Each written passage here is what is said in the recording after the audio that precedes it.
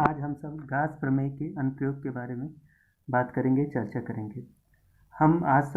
आज हम सब अनंत लंबाई के आवेशित तार द्वारा विद्युत क्षेत्र की तीव्रता ज्ञात करेंगे।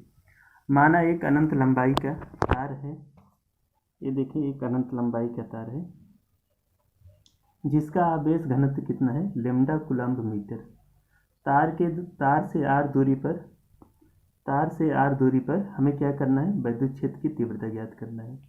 जैसा कि हम सब जानते हैं, गासीय पृष्ठ के लिए हमने माना था गासीय पृष्ठ ऐसा हमें लेना चाहिए जिससे गुजरने वाली विद्युत फ्लक्स रेखाएं या तो समांतर हो अथवा उस पृष्ठ से अभिलंबित हो। पहली कंडीशन देखिए पूरा हो रहा है। यहाँ पे धनावेशित है, एक समान धनावेशित है। धनावेश के कारण जो विद्युत बल रेखाएं निकलती हैं वह रेडियली आउटवर्ड होती हैं, त्रिज्यीय बाहर की तरफ होती हैं। तथा अगर हम इस पृष्ठ की बात करें जिसे हमने S1 पृष्ठ मान रखा है, वक्री पृष्ठ को S1, ऊपरी वाले पृष्ठ को S2 और निचले वाले पृष्ठ का मान हमने रखा है S3 मान रखा है। ये जो अब यहाँ इस S1 पृष्ठ पे एक छोटा सा एलिमेंट लेते हैं DS1 क्षेत्रफल सदिश की दिशा और विद्युत क्षेत्र की दिशा दोनों एक समान है। DS2 क्षेत्र सदिश की दिशा और विद्युत क्षेत्र की दिशा के बीच में कितना कोण है, 90 डिग्री का। विद्युत क्षेत्र की तीव्रता E और DS3 के बीच का जो कोण है वो भी कितना है, 90 डिग्री। अब हम आते हैं गास के प्रमेय पे बात करते हैं। माना एक गासी, हम लोग ये कल्पना करते हैं, माना एक गासी बेलनाकार सममित पृष्ठ जिसकी लंबाई कितनी है, L है और त्रिज्या R है। क्योंकि हमने बताया है कि जिस बिंदु पर हमें विद्युत क्षेत्र की तीव्रता ज्ञात करना है वह सदैव कहाँ स्थित होना चाहिए, गासी पृष्ठ पे होना चाहिए। और गास का नियम क्या कहता है, किसी बद्ध पृष्ठ से गुजरने वाला संपूर्ण विद्युत फ्लक्स किसके बराबर होता है, उस पृष्ठ के अंदर कुल कितने आवेश हैं बटा एप्सिलॉन टाइम्स नॉट होता है। अब देखें इससे कहाँ से फ्लक्स गुजर सकता है, ये तो वक्री पृष्ठ से, एक ऊपरी पृष्ठ से और एक निचली पृष्ठ से गुजर सकता है।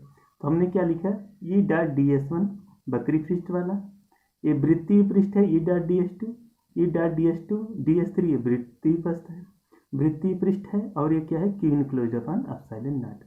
अब आइए हम सब जानते हैं, क्या जानते हैं, A डॉट B बराबर क्या होता है, mod of A mod of B into उनके बीच के एंगल का कोज्या कास थीटा होता है। तो देखें E है DS1, E और DS1 में जैसा अभी हम थोड़ी देर पहले चर्चा किए थे कितना एंगल है, 0 डिग्री है, हमने 0 डिग्री लिख दिया। E DS2 के बीच का एंगल क्या है, देखिए दिख रहा है फिगर से क्या दिख रहा है, ये है विद्युत क्षेत्र की तीव्रता E और इस जो पृष्ठ की दिशा है वो क्या है, दोनों के बीच में कोण 90 डिग्री है। इसलिए हमने क्या लिख दिया, E DS2 cos 90। तथा नीचे वाले पृष्ठ के लिए भी ये देखिए E है और ये देखिए ये है, इनके बीच का जो एंगल है वो भी 90 degree, E DS3 cos 90 degree. और कितना आवेश पृष्ठ के अंदर होगा, क्योंकि जो तार है एक समान आवेशित तार है जिसका रेखीय आवेश घनत्व लैम्डा है, और कितना लंबा तार इस बेलनाकार पृष्ठ के अंदर हो सकता है वो L लंबाई का हो सकता है। इसलिए इस पे जो चार्ज होगा lambda into L upon epsilon not. हम सब जानते हैं cos 0 का मान 1 होता है, इसलिए E बाहर आ गया, इंटीग्रल DS1 प्लस cos 90 का मान 0 होता है, इस दूसरा इंटीग्रल 0 हो गया, तीसरा भी 0 हो गया, equal to lambda L upon epsilon naught. और हम जानते हैं जो DS1 है ये कौन सा पृष्ठ है, वक्री पृष्ठ है, और बेलन के वक्री पृष्ठ का कुल क्षेत्रफल क्या होता है, 2 पाई RL होता है, इक्वल टू क्या हो जाएगा, lambda L upon epsilon naught. L से L कैंसिल आउट हो गया, E बराबर क्या हो जाएगा, lambda upon 2 pi epsilon naught 1 upon R, अथवा इसी को हम लोग लिख सकते हैं equal to 1 upon 2 pi epsilon naught lambda upon R।